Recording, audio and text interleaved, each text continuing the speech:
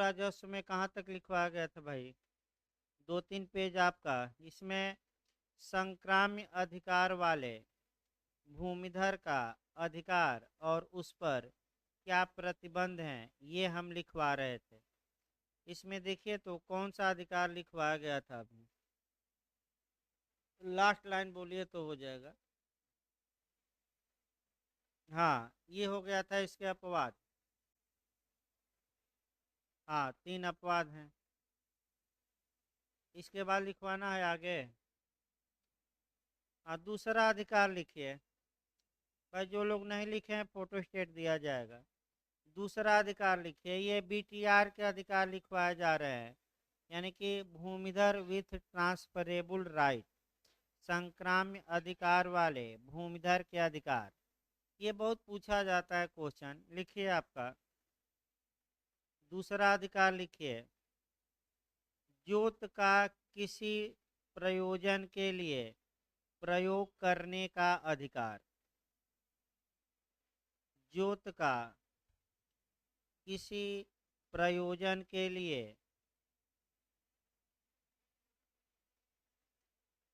जोत का किसी प्रयोजन के लिए प्रयोग करने का अधिकार।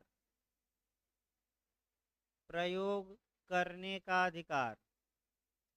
पैराग्राफ चेंज करके लिखिए।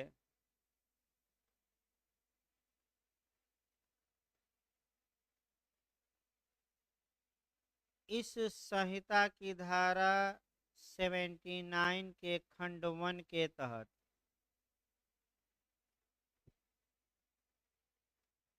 इस संहिता की धारा 79 के क्लाज 1 के तहत प्रत्येक संक्राम्य अधिकार वाले भूमिधर को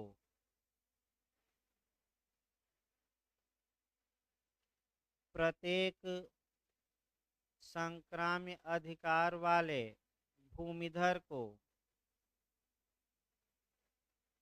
अपनी जोत का प्रयोग अपनी ज्योति का प्रयोग कृषि कार्यों के लिए करने का अधिकार प्राप्त है। कृषि कार्यों के लिए करने का अधिकार प्राप्त है, अर्थात फसल उगाना। अर्थात 3-4 उदाहरण लिखिए। फसल उगाना, कामा दीजिए फूलों की खेती करना,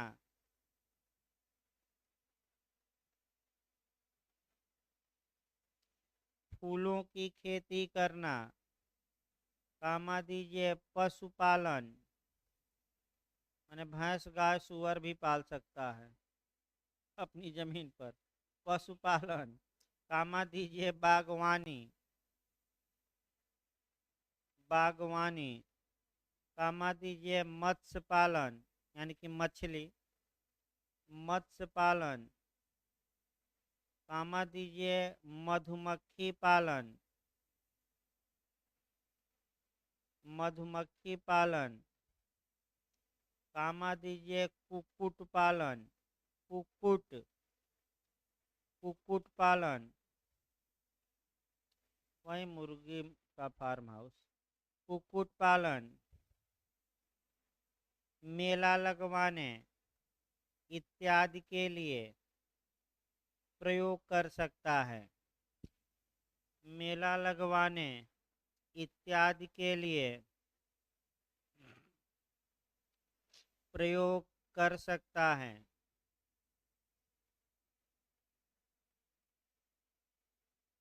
तीसरा अधिकार लिखिए अब। तीसरा अधिकार भी काफ़ी महत्वपूर्ण है। जो पुराना कानून था, बता दिया जाए उसका जो सेक्शन था 143 था, लेकिन जो उत्तर प्रदेश भू राजस्व संहिता 2006 आया है नया कानून, उसमें सेक्शन आपका 80 हो गया है। यानी कि घोषणा पाने का अधिकार, इसको अलग से भी हम बताएंगे, यानी कि कल हम शुरू कर देंगे इसको, क्योंकि इस पर आपका अलग से क्वेश्चन बनता है कि घोषणा पाने के अधिकार से आप क्या समझते हैं, इसका प्रभाव क्या होगा और घोषणा कब रद्द की जा सकती है। तो एक लाइन समझिए भी कि अगर कोई कृषक है, वह चाहता है कि वह खेती न करे और अपनी जमीन का प्रयोग अन्य उद्देश्यों के लिए करे, तो वह एप्लीकेशन देकर आपका एसडीएम यानी कि सब डिविजनल मजिस्ट्रेट के पास, उपखंड मजिस्ट्रेट के पास या उप जिलाधिकारी कहिए के पास एप्लीकेशन दे सकता है और ये कह सकता है कि हमारी ये भूमि है, ये घोषणा की जाए कि ये कृषि भूमि नहीं है, यानी कि कृषि भूमि के अलावा इसे कैसी भूमि मानी जाए, कमर्शियल यानी कि व्यापारिक। प्रभाव क्या होगा कि जैसे ही घोषणा की जाएगी, जो वह भूमि इस अधिनियम की एरिया से ही बाहर हो जाएगी, यानी कि उस जमीन पर अब ये कानून लागू नहीं होगा। और तो कौन कानून लागू होगा अब, तो उसका पर्सनल लॉ लागू होगा। मुस्लिम है तो मुस्लिम विधि, और हिंदू है तो हिंदू उत्तराधिकार अधिनियम, ये याद रखिए। लेकिन कब, जब घोषणा, जो ये एससी की ज़मीन है आपका, अगर वह घोषणा पा लेता है तो आपका माने जिलाधिकारी की अनुमति की आवश्यकता ही नहीं रह जाती, क्योंकि वह अब जमीन आपका किससे बाहर हो गई, आपका कृषि भूमि से। तो भाई एससी एसटी, एससी भी घोषणा पा सकता है और घोषणा पाले 80 के तहत, तो ये कानून अब उस जमीन पर अप्लाई नहीं होगा, ये सतर्क रहिए। तो अगर कोई व्यक्ति एससी की ज़मीन खरीदना चाहता है तो उसके पास दो विकल्प हैं, या तो उस ज़मीन की घोषणा करवा दीजिए 80 के तहत कि ये ज़मीन कृषि भूमि न होकर अब कैसी है, व्यापारिक, या दूसरा आवश्यकता दिखाइए कि ये ऐसी कैटेगरी का व्यक्ति बाहर बस गया है, बाहर रह रहा है, यहाँ उसका कोई उत्तराधिकारी नहीं है, या आवश्यकता है, विवाह इत्यादि दिखाया जाता है, इसलिए अनुमति दे दें डीएम, ताकि ये अपनी ज़मीन किसी अन्य वर्ग को क्या करे, बेच सके। तो दो तरीके हैं और आगे आपका दोनों तरीके बताए जाएंगे। तो घोषणा जो पाने का अधिकार है ये अलग से पूछा जाता है, इसको कल हम शुरू कर देंगे, क्योंकि आपका 3 क्वेश्चन तो पहले पढ़ना है, एक परित्याग, एक समर्पण, और तीसरा जो क्वेश्चन है घोषणा पाने का अधिकार, चौथा एससी एसटी द्वारा अपनी कृषि भूमि का ट्रांसफर, ये सबसे पहले पढ़ाया जाएगा। आपका कल से शुरू हो जाएगा, आज लिखवा दे रहे हैं। तब ये लिखिए आपका लिखिए पैराग्राफ चेंज करके, प्रत्येक संक्रमणीय अधिकार वाले भूमिधर को ये अधिकार प्राप्त है कि प्रत्येक संक्रमणीय अधिकार वाले भूमिधर को यह अधिकार प्राप्त है कि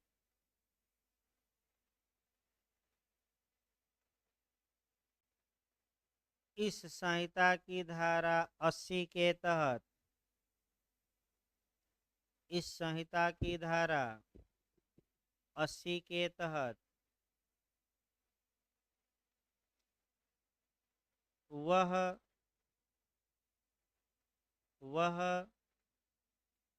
अपनी भूमिका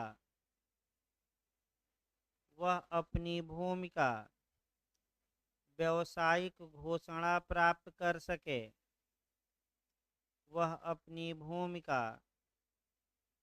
व्यावसायिक घोषणा प्राप्त कर सके,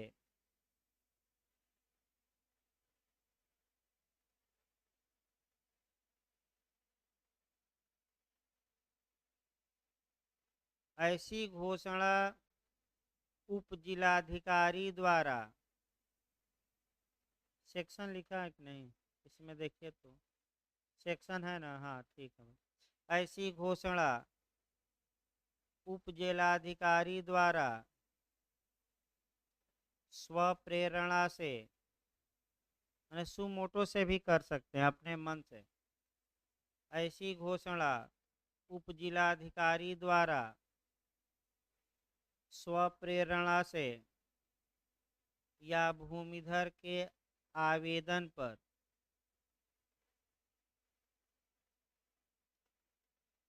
भूमिधर के आवेदन पर की जा सकेगी।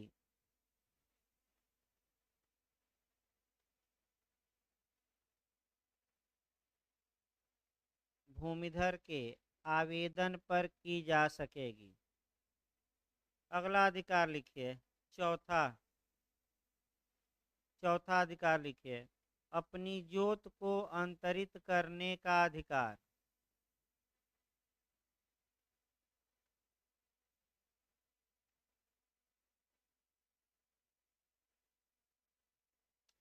अपनी जोत को अंतरित करने का अधिकार। लिखिए पैराग्राफ चेंज करके।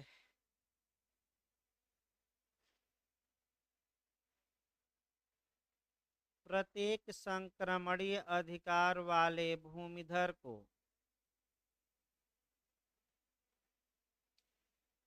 प्रत्येक संक्रमणीय अधिकार वाले भूमिधर को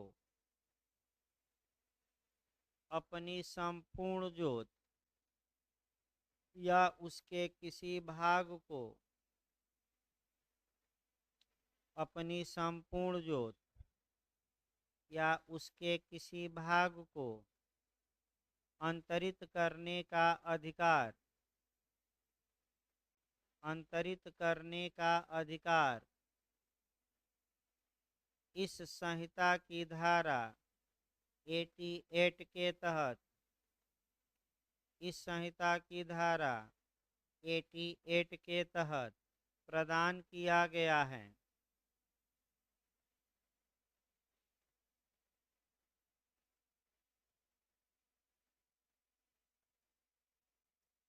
अर्थात ऐसा भूमिधर, इसी लाइन में लिखिएगा, अर्थात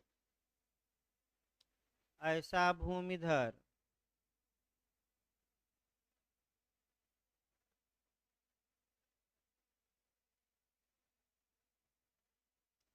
अपनी जोत का अंतरण विक्रय, कामा दीजिए दान, विक्रय माने सेल कर सकता है, कामा दीजिए दान, गिफ्ट कर सकता है, कामा दीजिए साधारण बंधक, साधारण बंधक,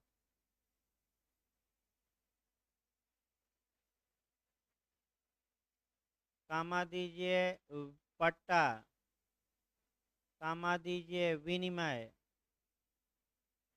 तथा वसीयत द्वारा कर सकेगा, तथा वसीयत द्वारा कर सकेगा। देखिए भी क्वेश्चन आपका अलग से बनता है, आपका वसीयत द्वारा कर सकेगा। क्वेश्चन जो बनता है अलग से आपका, फिर एक बार हम बता दें मॉडल कि आपका संक्रमणीय अधिकार वाले भूमिधर को अपनी जोत का अंतरण करने का अधिकार है। इस अधिकार पर कौन कौन प्रतिबंध लगाए गए हैं, प्रतिबंधों सहित इस अधिकार की विवेचना करिए। देखिए अगर प्रतिबंध इसी क्वेश्चन में लिखवाया जाए तो 10 पेज का क्वेश्चन हो जाएगा। तो आपका अगर अधिकार पूछे, प्रतिबंध पूछे, तो 60 कट में एकदम एक एक लाइन निकालना है। और अलग से भी जैसे हमने घोषणा का बताया वो अलग से हम बताएंगे। फिर संक्राम्य अधिकार वाला भूमिधर अपनी भूमि का अंतरण कर सकता है, उस पर कुछ प्रतिबंध हैं, वे क्या क्या प्रतिबंध हैं ये भी क्वेश्चन अलग से बताए जाएंगे। इसमें तो आपका थोड़ा शॉर्टकट में हम सारे अधिकार क्या कर रहे हैं, थोड़ा थोड़ा लिखवा रहे हैं। ये नहीं कि एक आपका पूरा हो गया। लिखिए, थोड़ा बहुत प्रतिबंध तो लिखना ही पड़ेगा। लिखिए आपका अंतरण पर प्रतिबंध या अंतरण के अपवाद। अंतरण के प्रतिबंध।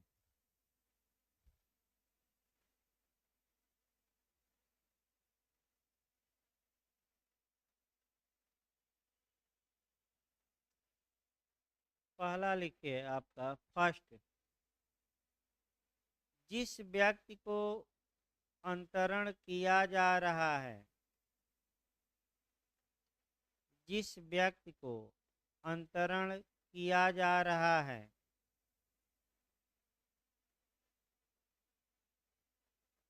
उस व्यक्ति के परिवार के पास, उस व्यक्ति के परिवार के पास 12.5 एकड़ से 12.5 एकड़ का मतलब आपका हो गया ये 62.5 बीघा इसको कहते हैं। आपका 1 एकड़ में लगभग आपका यहीं 5 साढ़े 5 बीघा होता है, 5 साढ़े 5 के बीच में। बीघा में लिखेंगे तो 62.50 बीघा लिख लीजिए। बीघा में लिखेंगे तो एकड़ में भी लिख सकते हैं। 12.50 एकड़ से अधिक भूमि नहीं होनी चाहिए। ये पहला प्रतिबंध है, इससे अधिक भूमि नहीं होनी चाहिए। यानी कि अगर ए ने बी को संपत्ति ट्रांसफर की है तो बी के परिवार के पास जो ए ने संपत्ति ट्रांसफर किया है इसको जोड़कर 62.5 बीघा से अधिक जमीन नहीं होनी चाहिए। उसके परिवार में माने परिवार को देखा जाएगा। अगर 62.5 बीघा से अधिक जमीन होती है तो जो अधिक जमीन होगी वह अंतरण शून्य होगा और वह जमीन राज्य सरकार में आपका क्या हो जाएगी, वेस्टेज। ये भी हम आगे बताएंगे डिटेल में थोड़ा ये सब। अगला लिखिए आपका सेकंड अपवाद लिखिए, विदेशी व्यक्ति को जोत का अंतरण करने पर प्रतिबंध। ये अपवाद चल रहे हैं, अंतरण पर हम अपवाद लिखवा रहे हैं। सेकंड, विदेशी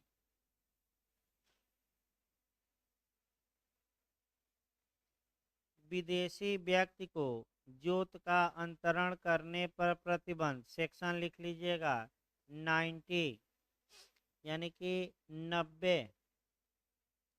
जो सेक्शन आपका है 90। लिखिए, कोई संक्राम्य अधिकार वाला भूमिधर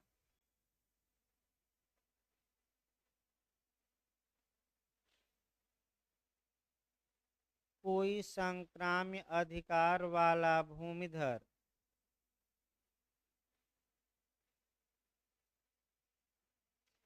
किसी विदेशी व्यक्ति को राज्य सरकार की अनुमति के बिना किसी विदेशी व्यक्ति को राज्य सरकार की अनुमति के बिना अपनी जोत का अंतरण नहीं कर सकता। अपनी जोत का अंतरण नहीं कर सकता।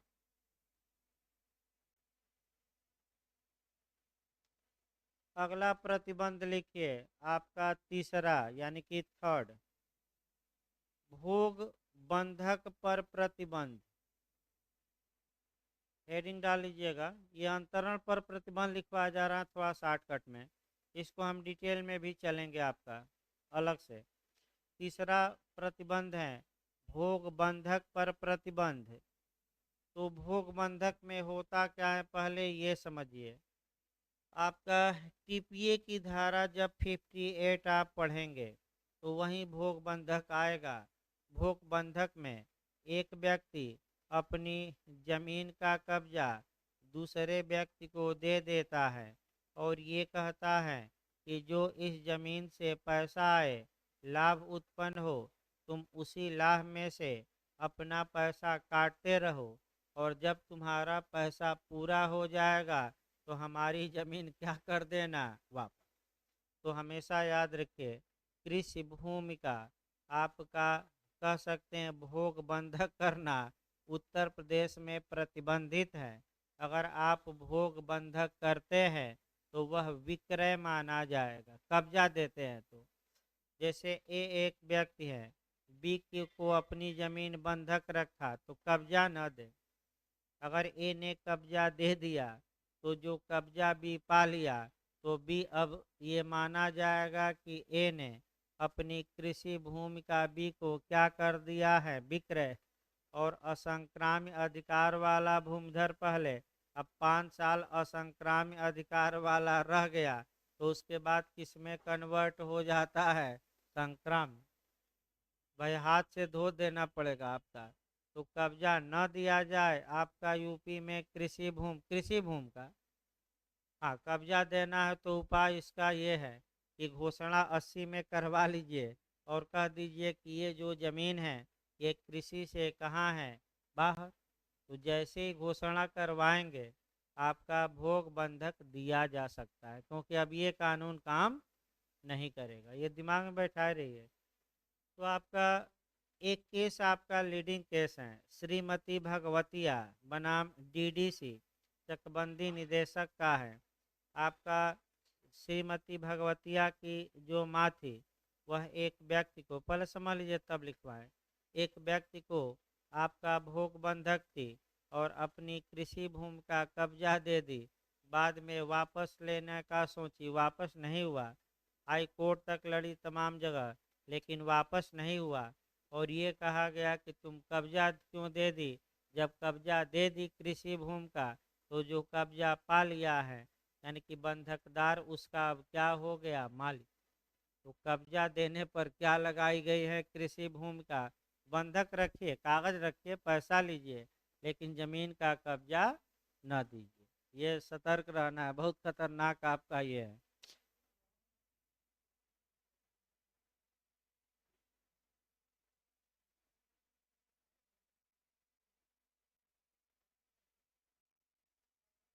नहीं, गलत है भाई, रेहन आपका कब्जा नहीं दे सकते। अब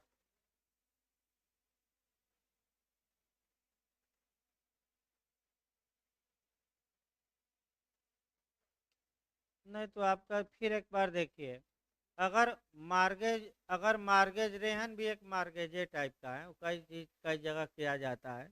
अगर आपने अपनी ज़मीन मार्गेज की है तो कब्जा न दीजिए।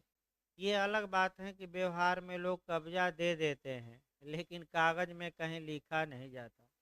मेन ये है कि अगर कागज में लेखपाल या इत्यादि लिख दिया कि ये रेहन रखे हैं, कब्जा भी दे दिए हैं, तब समस्या फंस जाएगी। लेकिन कहीं भी कागज में ये लिखा नहीं जाता कि हम कब्जा दे रहे हैं, हम अपनी ज़मीन इनके पास रेहन रख रहे हैं 15,000 में या आपका 1 लाख देकर इतने दिनों के लिए, ये नहीं लिखा जाता है कब्जा। क्योंकि कब्जा दे देंगे तो कृषि भूमि है। तो श्रीमती भगवतिया का केस बहुत खतरनाक है। और जो कब्जा दिए, तो जिसको कब्जा दिए ये माना जाएगा कि आपने रेहन नहीं रखा, बंधक नहीं रखा, बल्कि विक्रय कर दिया है। इसको लिखिए, इसको डिटेल में हम आगे बताएंगे। ये नहीं कि यहाँ समाप्त हो गया, अलग से एक क्वेश्चन बनता है आपका, लिखिए इसमें भाई। सेक्शन आप डाल लीजिएगा 93, फिर हेडिंग डाले हैं ना, भोग बंधक पर प्रतिबंध, सेक्शन लिख लीजिए 93। लिखिए, संक्रमणीय अधिकार वाला भूमिधर संक्रमणीय अधिकार वाला भूमिधर अपनी जोत का अपनी जोत का भोग बंधक नहीं कर सकता, भोग बंधक नहीं कर सकता।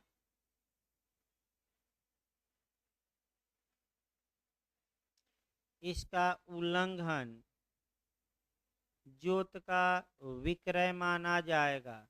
याद रखिएगा, बहुत खतरनाक नियम है। इसका उल्लंघन जोत का तो विक्रय माना जाएगा।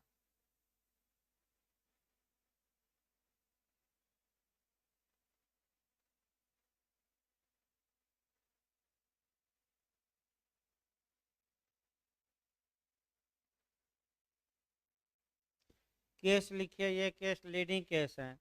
श्रीमती भगवतिया बनाम DDC। श्रीमती भगवतिया बनाम DDC 1982 1982 का केस है, इलाहाबाद हाई कोर्ट का। श्रीमती भगवतिया बनाम DDC 1982 इलाहाबाद हाई कोर्ट का। लिखिए, यदि कोई भूमिधर, निर्णय लिखिए क्या आया। यदि कोई भूमिधर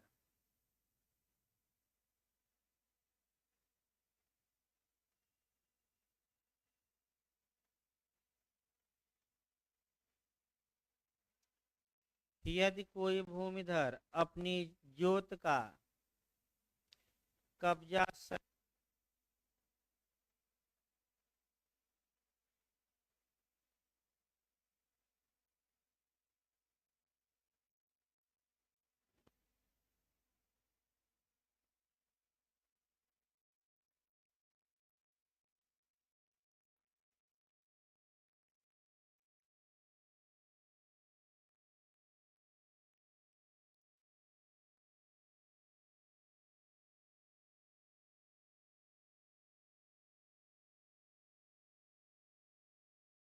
लिखिए इसको, यदि कोई भूमिधर अपनी जोत का कब्जा सहित बंधक करता करेगा, कब्जा सहित बंधक करेगा यानी कि भोग बंधक, कब्जा सहित बंधक करेगा, तो ऐसी जोत बंधकदार के पक्ष में, तब ऐसी जोत बंधकदार के पक्ष में विक्रय समझा जाएगा, विक्रय समझा जाएगा।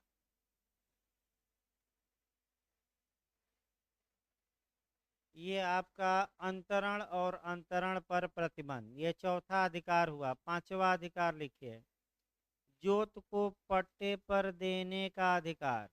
हेडिंग डालिए, पांचवा अधिकार आपका, जोत को पट्टे पर देने का अधिकार।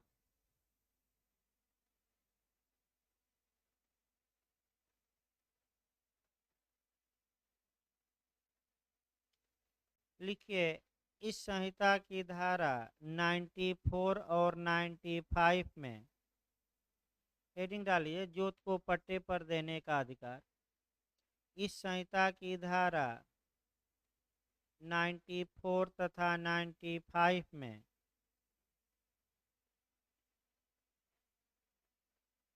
संक्रमणीय अधिकार वाले भूमिधर को, संक्रमणीय अधिकार वाले भूमिधर को यह अधिकार दिया गया है कि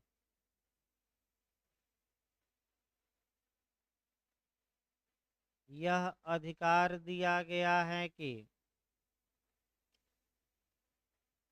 वह अपनी जोत, वह अपनी जोत का, वह अपनी जोत का कृषि कार्य हेतु, माने खेती के लिए, कृषि कार्य हेतु,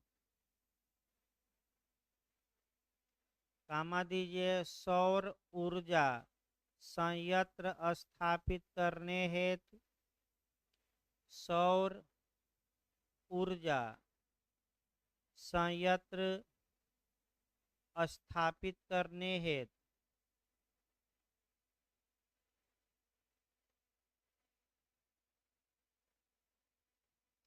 कामा दीजिए अन्य किसी विधिमान्य, अन्य किसी विधिमान्य कार्य हेतु, अन्य किसी विधिमान कार्य हेतु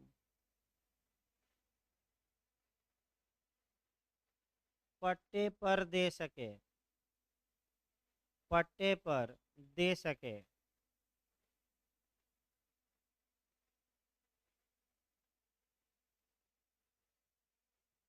कृषि के लिए पट्टा, लिखिए कृषि के लिए पट्टा 15 वर्ष से अधिक का नहीं होगा, कि कृषि के लिए पट्टा 15 वर्ष से अधिक का नहीं होगा, जबकि सौर ऊर्जा के लिए पट्टा 30 वर्ष से अधिक का नहीं होगा, जबकि सौर ऊर्जा के लिए पट्टा 30 वर्ष से अधिक का नहीं होगा। यानी कि एकदम आपका जो मुख्य पहलू था आपका वो लिखवाया गया। कृषि कार्य के लिए पट्टा दे सकता है कोई आपका भूमिधर, तो आपका कितने दिन के लिए? 15 साल। सौर ऊर्जा संयंत्र इत्यादि लगाना है तो उसके लिए आपका सोलर सिस्टम लगाना है तो उसके लिए समय बढ़ सकता है, कितना साल? 30 साल। इस प्रकार आपका जो सबसे बड़ा क्वेश्चन आपका भू राजस्व में था कि संक्राम्य अधिकार वाला भूमिधर को परिभाषित करते हुए उसके अधिकार बताइए, एक आपका सारवान प्रावधान लिखवा गया। तो कल आप मैंने पढ़ कर आइए तो अच्छा रहेगा। पहला आपका घोषणा पाने का अधिकार पूछा जाता है, फिर आपका SC ST वाला, फिर आपका समर्पण और परित्याग। तो प्रयास करेंगे समर्पण बता दिया जाए छोटा है, परित्याग भी, घोषणा पाने का अधिकार भी, और इसमें एक दो अलग अलग पढ़ाना। SC ST भी पूछा जाता है। और आपका अंतरण और उस पर प्रतिबंध, माना अंतरण का जो अधिकार है और उस पर क्या क्या प्रतिबंध है ये थोड़ा डिटेल में पूछा जाता है, तो इसको बताया जाएगा आपका। मैंने कल आपका लेक्चर चलेगा। और आपका एक कॉपी बना लीजिए विकास प्राधिकरण का, आपका एक दो क्वेश्चन हो जाए तब कल दोनों में लेक्चर ही चलाया जाए, क्योंकि विकास प्राधिकरण का भी 2-3 क्वेश्चन कल निकल जाएगा और आपका भू राजस्व का भी कम से कम 3 से 4 क्वेश्चन कल निकाला जाए। अब थोड़ा स्पीड आज से थोड़ा शेड्यूल सही किया गया है, 1-2 दिन में और आपका सही हो जाएगा। तो कल क्लास चलेगा भाई, देखें इंग्लिश वाली मैम आए।